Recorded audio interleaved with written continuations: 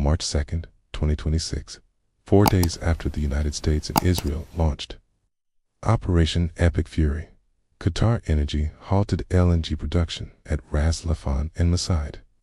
Qatar Energy made no public announcement about military pressure as a cause. The halt was confirmed by Bloomberg reporting and referenced in multiple subsequent energy market analyses. Qatar supplies approximately 22% of all globally traded liquefied natural gas. When Ras Laffan stops, a fifth of the world's LNG trade stops with it. European natural gas prices nearly doubled within 72 hours before partially recovering. South Korea, which holds approximately 9 days of LNG reserves, began emergency procurement. Japan activated contingency import protocols. This was not a Strait of Hormuz disruption. Ras Laffan sits on Qatar's northeastern coast, outside the strait.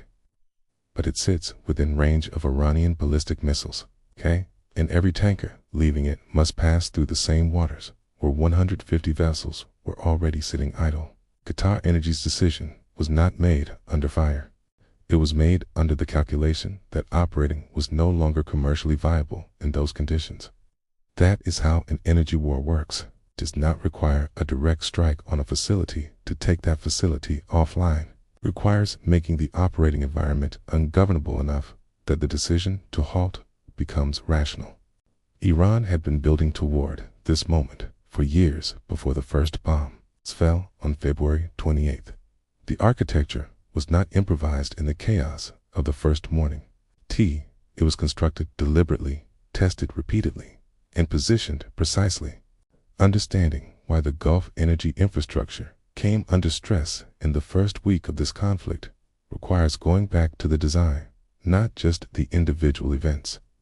The first confirmed design element is the Strait of Hormuz itself. According to the U.S. Energy Information Administration, approximately 20 million barrels of oil per day transit the strait on a normal day. That is roughly 20% of all global oil consumption and approximately 27% of all seaborne crude and petroleum products traded internationally. No pipeline combination comes close to replacing that volume. Saudi Arabia's East-West pipeline carries approximately 5 million barrels per day. The UAE's Habshan Fujairah pipeline adds roughly 1.5 million. Combined bypass capacity sits around 6.5 million barrels per day. The gap between 20 million and 6.5 million cannot be closed on any short timeline, regardless of emergency coordination among producing governments. The second design element is the mine stockpile.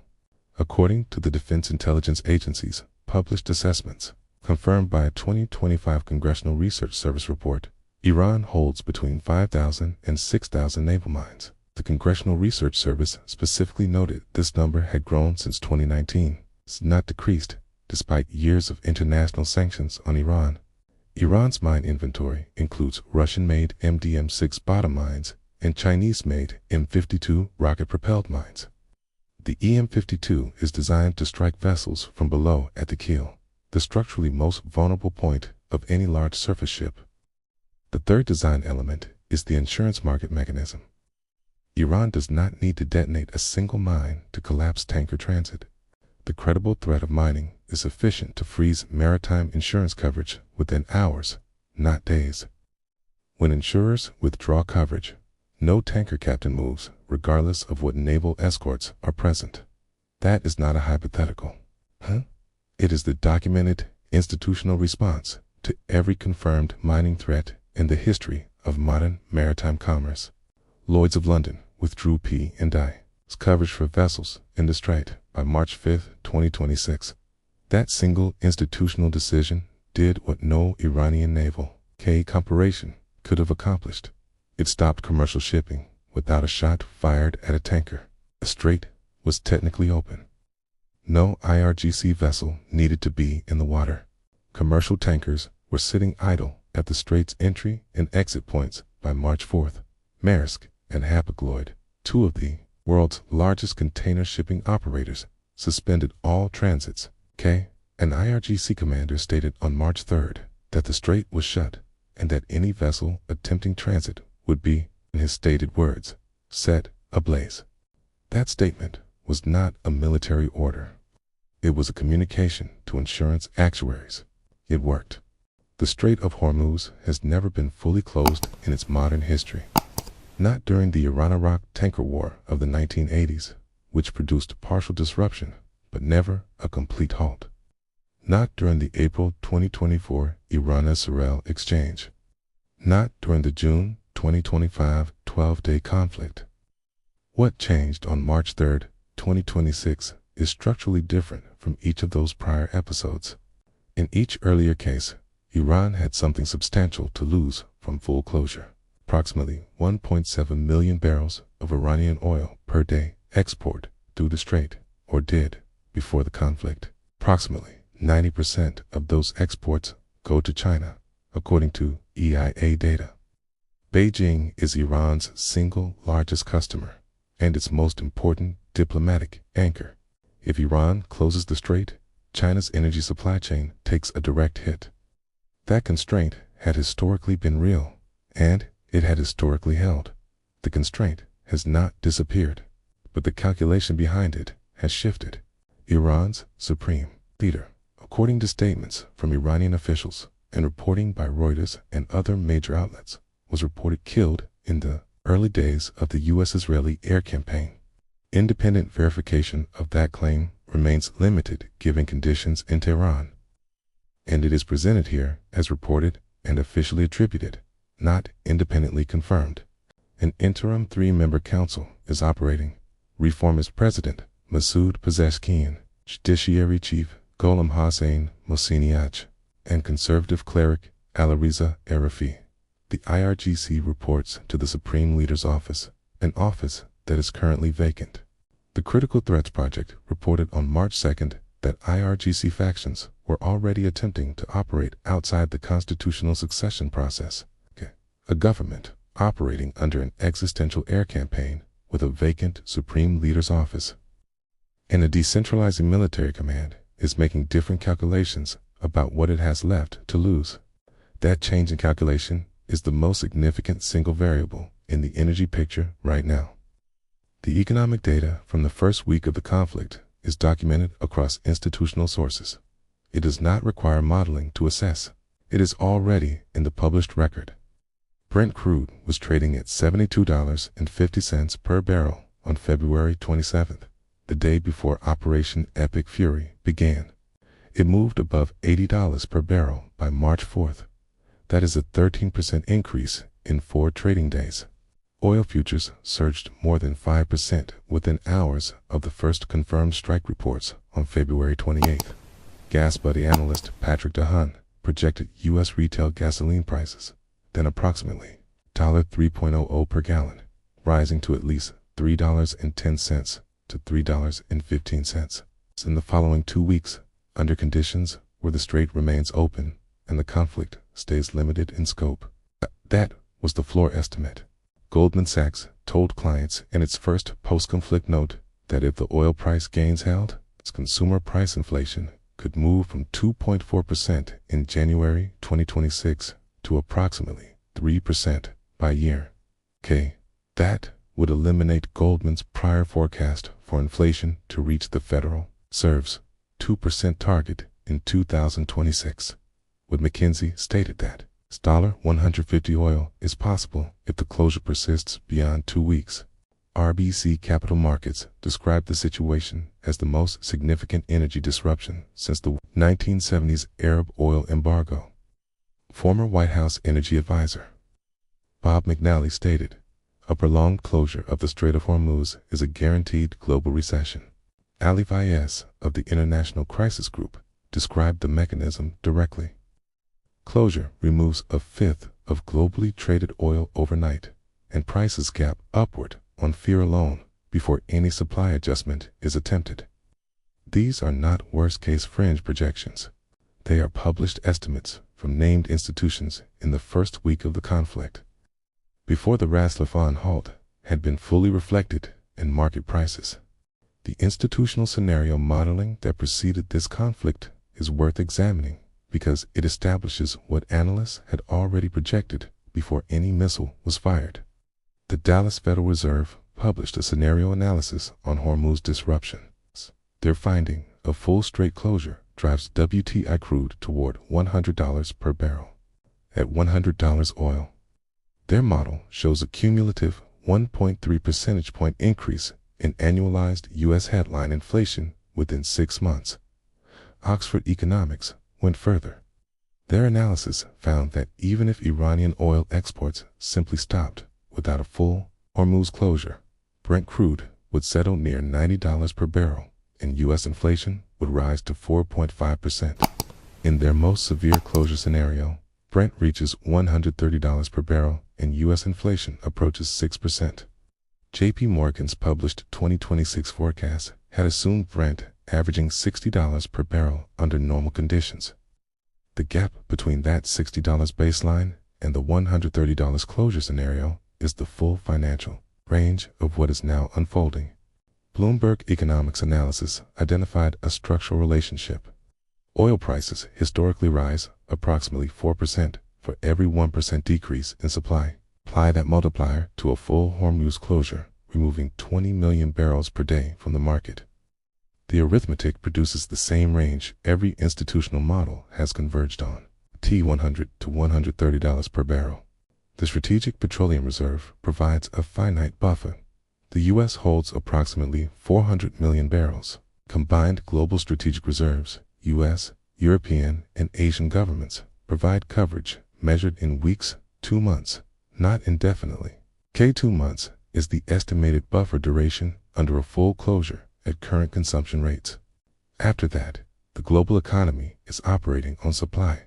It cannot replace through any existing alternative. The domestic political dimension of this energy shock is specific and documented. The Trump administration entered this conflict having committed to energy dominance and lower costs for American consumers as a stated policy platform. WTI crude was trading near $60 per barrel immediately before the conflict, almost exactly at the break-even threshold for most U.S. shale producers.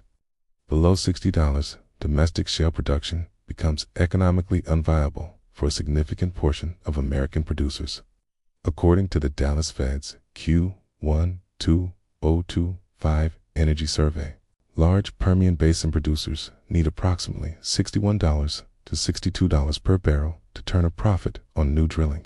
Per the same survey, the administration committed to domestic production has a structural interest in prices staying above that floor. But the same conflict that pushes oil above $60 also risks pushing it toward $100.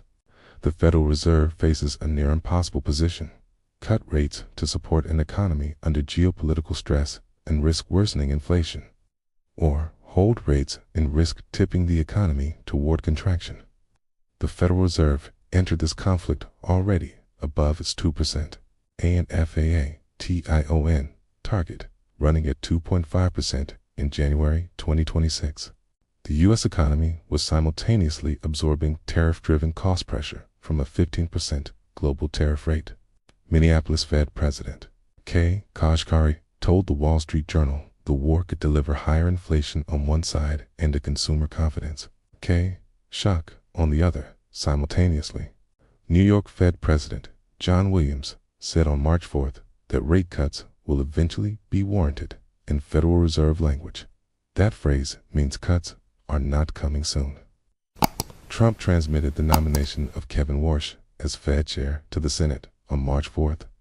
Republican Senator Tom Tillis has indicated he will block Warsh's confirmation until a DOJ investigation of current Chair Powell is resolved.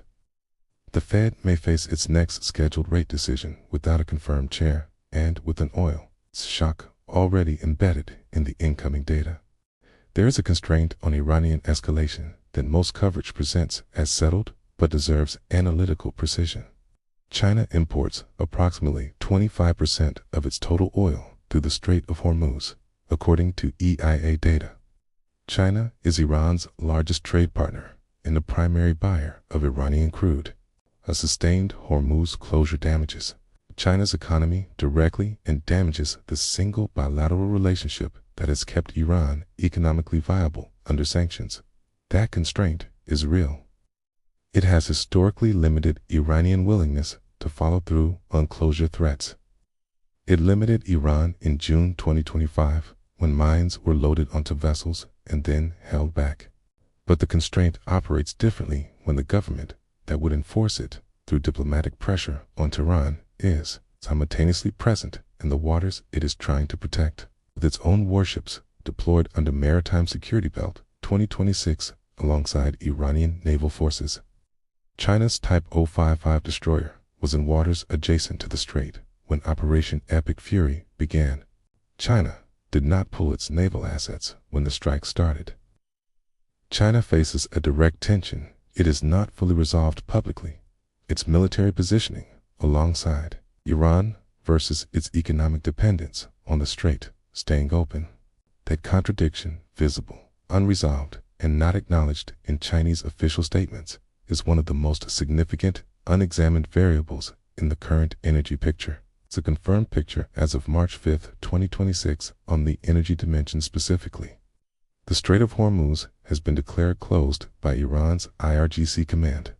Commercial tanker traffic has fallen to near zero based on ship tracking data. Insurance coverage for strait transit has been withdrawn by Lloyd's of London. 150 tankers are sitting idle at entry and exit points. Qatar Energy has halted LNG production at Ras Laffan and Mesaieed. European natural gas prices doubled within 72 hours of that halt. Brent crude is trading between $80 and $83 per barrel, up 13% from the pre-conflict level. Amazon Web Services data centers in the UAE and Bahrain have been struck by Iranian drones, confirmed by AWS's own infrastructure status dashboard. Gulf banking and logistics infrastructure has experienced confirmed outages linked to the AWS disruption. None of this required a direct missile strike on a refinery. None of it required Iran's navy to be present in the strait. Iran's energy architecture does not operate through direct strikes on production facilities. It operates through maritime paralysis, insurance market pressure, and the credible threat of escalation. The distinction matters because the countermeasure to a direct strike, destroy the launch platform, restore the facility, does not apply it to the mechanism actually being used. You cannot destroy an insurance market with a precision munition. You cannot open a strait by sinking the vessels that aren't there. The question going forward is not whether the U.S. military can defeat Iran's conventional forces. STANCOM reported an 86% reduction in Iran's ballistic missile launch rate by March 3rd. Around 300 Iranian launches have been confirmed destroyed by IDF reporting. The question is whether military degradation of Iran's launch capacity happens faster than the economic cost of the energy disruption. It compounds into a recession that constrains the political will to continue the campaign. That is the actual race being run right now. It is not a military race. It is an economic one. It's I-9. And the finish line is not determined by which side has more weapons remaining. It is determined by which side's domestic, political, and economic system holds together longer under simultaneous pressure. As of March 5, 2026, both sides are under that pressure, and neither has broken. The next development in the energy picture will come not from a battlefield announcement, but from a tanker tracker, a Lloyd's of London underwriting desk, or a Federal Reserve statement. Watch those three indicators. They will tell you more about where this conflict is heading than any missile count or battle damage report.